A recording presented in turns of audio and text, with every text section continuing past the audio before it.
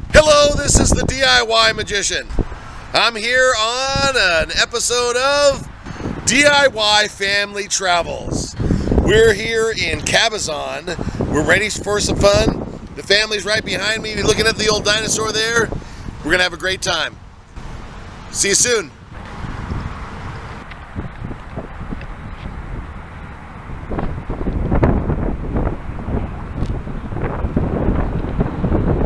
What do you think of the dinosaurs here in Cabazon, guys?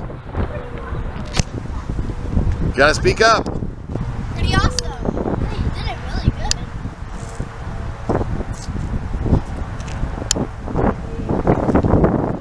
And there's even one behind you. We're on a road trip.